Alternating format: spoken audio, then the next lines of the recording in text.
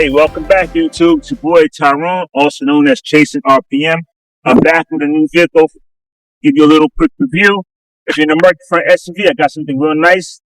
I'm going to say it's affordable because nowadays prices are skyrocketing, right? They're going up $60,000, $70,000, $80,000 on SUVs, and it's insane. But nevertheless, I'm here with the BMW, and if you don't know, BMW is one of the best at making cars, and they make great SUVs. They have a lot to choose from. There's an X1, X2, X3, X5, X6, X7. There's an X5M and X6M. There is a iXXM and iX3. How's that? That's a lot of SUVs to choose from. Two of those are EVs. You don't have an EV today. You have an X3, which yes, is a mild hybrid 4-cylinder twin turbo. So we're gonna take a look up top, see what it looks like. We're gonna do a 360. Look at some characters, some features that I like, that I don't like. Take a look at the engine bay, go inside, and while you guys take a look, I'm going to try to sit down and warm up because it's freezing out here in New Jersey.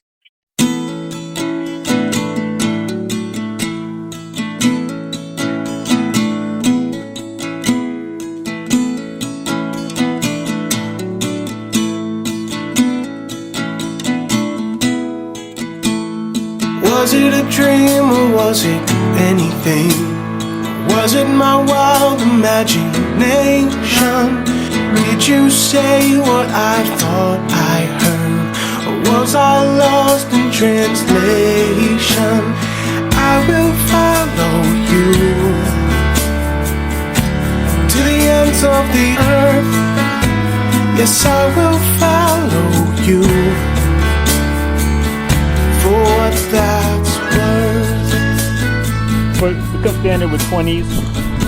All X3s, X330, X350s come standard all-wheel drive. Look, you can see on the inside right there. I'm gonna get to the ambient lighting. One thing BMW that's really good is integrate the user-friendly console along with the ambient lighting and everything. I mean, I'm gonna open it real quick just so you can see. But look at that. That is outright gorgeous. I mean, you can't beat it. We're gonna talk about some of the materials on the inside of the car and all of that. But we're gonna walk around the car real quick and just get a good look. Like I was getting to, there are standard 20s. They do have a package with 21s. And just the smooth lines. You see how this comes back off. It's like a integrated spoiler. That's beautiful. The windows, they're sleek. They're not huge. And they come in how they open up a little bit.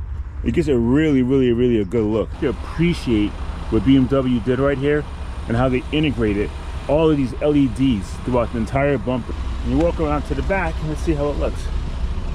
Like I said before, the lights, look how gorgeous that looks. What they'll do is they will give you a great looking car and you just can't beat it.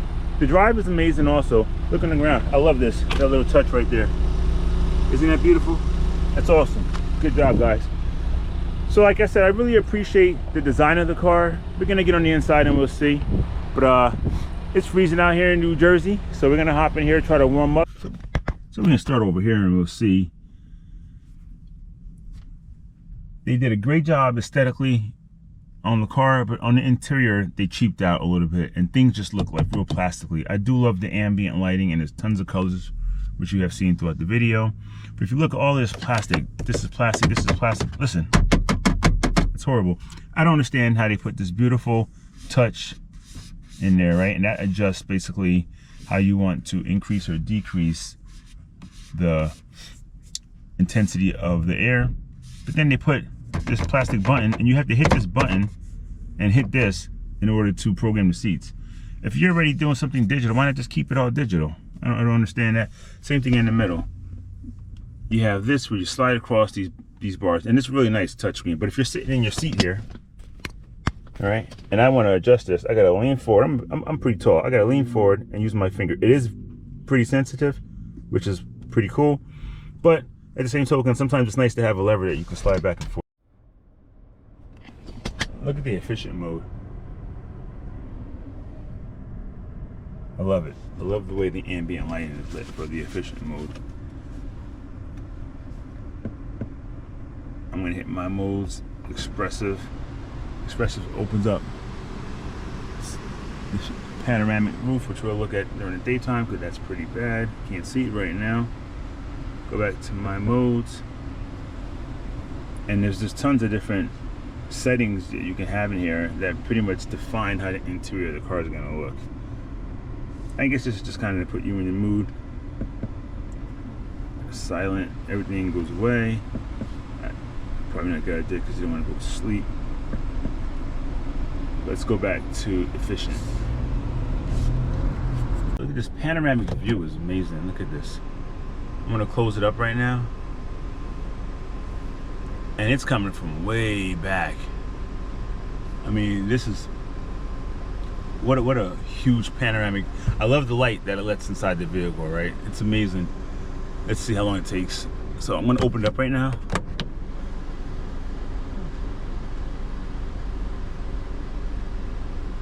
This is a typical sunroof right there. It's got to be at least 3, I would say 3 to 4 standard sunroofs is how wide this thing is. And that's definitely a feature that I love. Walk around the vehicle here. Pretty standard start stop button. Then you have your reverse, your neutral. You come all the way down for drive. You double tap it and it puts you into the mode which allows you to use the paddle shifters. And you have your auto hill engagement, your park. And again, everything here is so clean. What I do wish was that they raised this up a little bit because I have big hands. And when I'm using this, it's a left or right and a push. But when I'm using this, I feel like I have to kind of really get my fingers underneath it to move over. So I guess I'm maybe another 1/4 inch or so on top of it, but it's very clean. I love the glass look, the finish. The volume button is a great location. So as you're driving, you can sit here and you can actually, oops, volume went up. So yeah, there you look at that, right? You press it to mute it. It's pretty cool. This is pretty standard. The windows where everything is located. Also the left and right, I like that. The button's real nice and small. And for the trunk, it's pretty cool. Come around a little bit, and this is what I like. I like having a big screen, but what I don't like is, it might as well be 2 screens because the space in the middle is used for nothing. So there's no reason to really have it there, right? Ambient lighting, I said, is nice. And over there, it's the same type of involvement you have with the buttons. You have very deep cup holders here, right? Another thing I like too is you can put 2 phones. I have an iPhone 13, and you have a spot for 2 phones. USB in the middle, spot for 2 phones. And you have a nice 2 big cup holders right there. And you can put a pretty big Yeti cup or Stanley cup, whatever you got inside of here, and it's pretty wide. Usually these are pretty small. And you got another little pocket there. And the cars are going away from glove compartment boxes, but this one has one. Pretty cool. So I'm gonna hop into the back and see how I fit back there. So I'm 6'1". All right, 6'1". Let's see, let's put the car in park. All right, I'm pretty comfortable. Telescopic wheel, a lot of movement there. So I'm gonna keep it all the way down so I don't have to have it up. All right, and then the controls. Let's see, so if you're gonna go through, this is the iDrive 9 system, newest one they have, and this is tons of tech in here. We're not gonna go through all of this, but as you can see, Apple CarPlay, connected drive, everything very simple to connect your phone to this. Operation of all of your climate controls, everything is, you can set everything. The temperature you want on your steering wheel, how hot you want the seats, right? I believe if you hold this one, is it? Yeah, so you can turn off the seats pretty easily. It's super hot. Then you can go through here and you can obviously set the car for your settings depending on what the temperature is outside, who's driving the car. Tons and tons of sets in here. Excellent. Parking, let's see. Look at the visibility. Another thing you're gonna get when you buy BMW. Beautiful cameras, right? Look at this. This is my front, side, right? And we'll come just do a top down. All right, let's hop in the back and see what it looks like back there.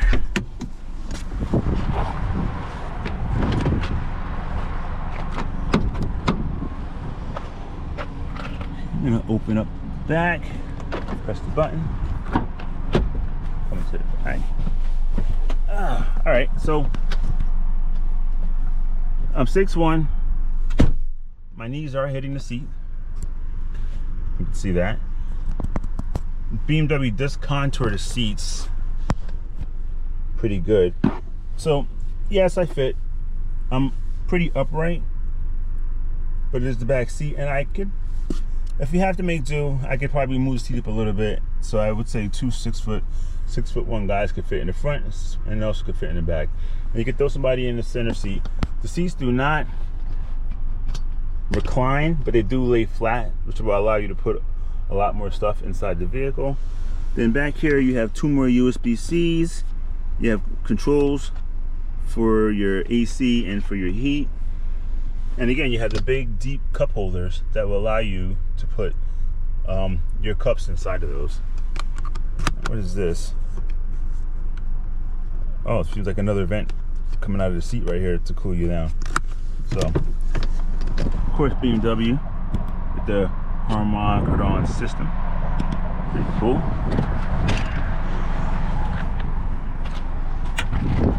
And again, aesthetically, I love how the car looks. I love the sleek lines, right? Like I said, this is the 4th generation of the X3, and I think they did an excellent job integrating all of the, I walked away from the car, I have that set up. I like that feature also, when you walk away from the car and it closes the car. But this is the 4th generation of the X3. And they did a great job integrating the EV looks into still the gasoline version of the car. Now let's take a quick minute and look at the powerhouse. First thing you'll notice, there's a ton of room here. That's because this is the 4-cylinder version, not the 6. You'll see strut tower bracing on both sides, as well as one running right across the front to give the car more stability in turning. You see the engine seems to be mounted kind of sideways. That's because this is a 2-liter turbocharged inline 4 with the 48-volt mild hybrid system. 255 horsepower, 295 pound-feet of torque, and all of that's paired to an 8-speed automatic Steptronic transmission. 0 to 60 in 6 seconds, and unfortunately it's limited at 130 miles per hour. Of course, the fuel economy is 27 to 33 miles per gallon. With all of that said, what BMW does is they combine efficient, modern, turbocharged performance with redefined package under the hood. So what that does is that makes for a more versatile engine for daily use, yet still able to do some spirited driving when you're ready. Well, we finally made it out into the snowy roads of New Jersey, and we're gonna take the car out for a little spin, see how it feels on the road. Hit a couple of train tracks, right? See how those bumps feel.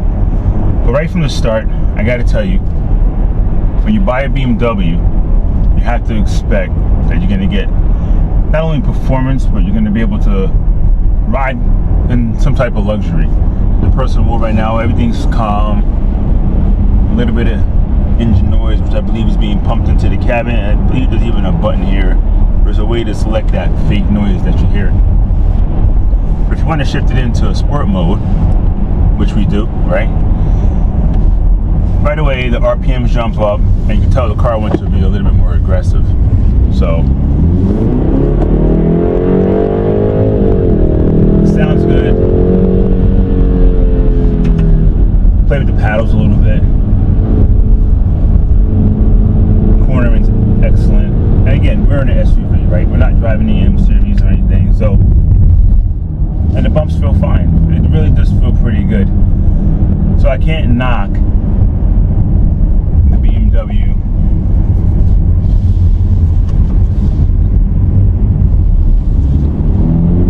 Some train tracks coming up. It feels pretty good. The turning radius also on this car is actually pretty good. Usually when you get an SUV, the turning radius is really not that good, right? So I'm just gonna do a little tight turn right now, and you can easily turn the car around on a 2-lane road without having to do a K-turn. Steering wheel feels pretty good. It's a little big, but it feels good. It seems like there's a gap. I don't understand why there's such a big gap in the middle here. But for the most part, and here we go with the train tracks again, I gotta tell you, the car feels pretty responsive. So there we go.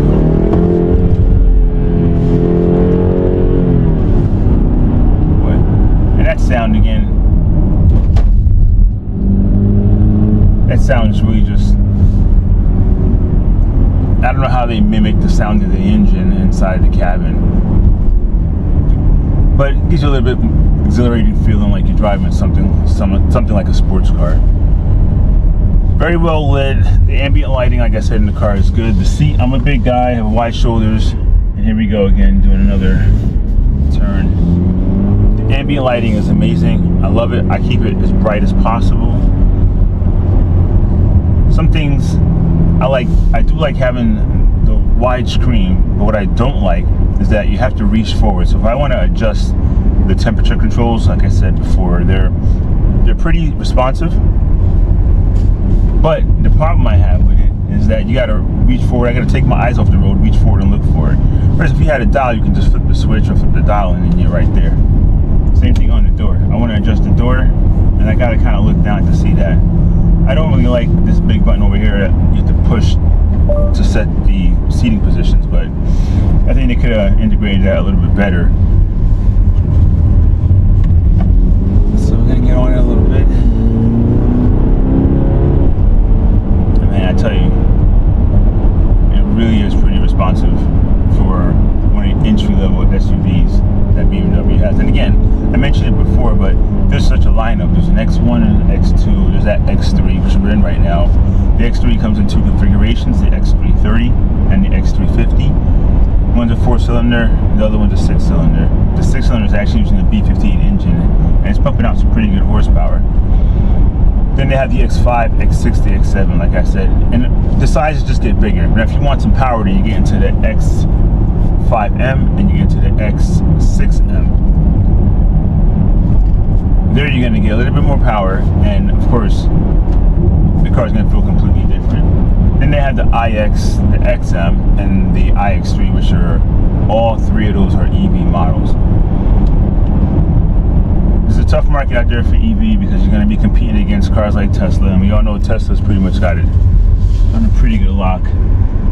So, and like I said, look at the turning radius. I really have to, I gotta tell you, I love the fact you can turn this car around without having to do a K-turn.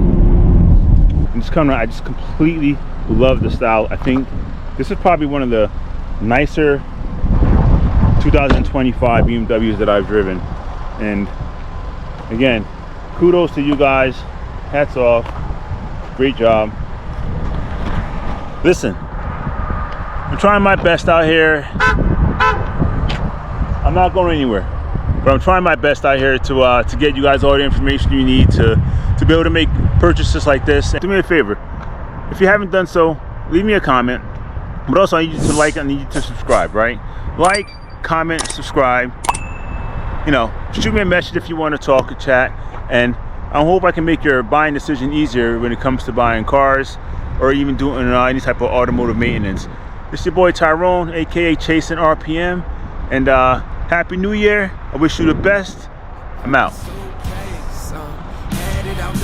Keep my shoes laced, 2,000 miles away from home. A couple dollars in my pocket, never stopped the boy before.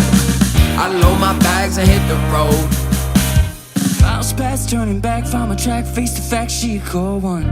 Never gonna settle for none. Stay up every night till I won. Don't let the soul rise now. I'm confident opulence isn't a long ride out. When I look back now, I'm astounded. A quiet boy from OH, but always felt the world was a stage, yeah. I celebrate one last late night. My old life is staying. I pack my suitcase, headed out the door. I keep my shoes laced, 2,000 miles away from home. A couple dollars in my pocket, never stopped the boy before.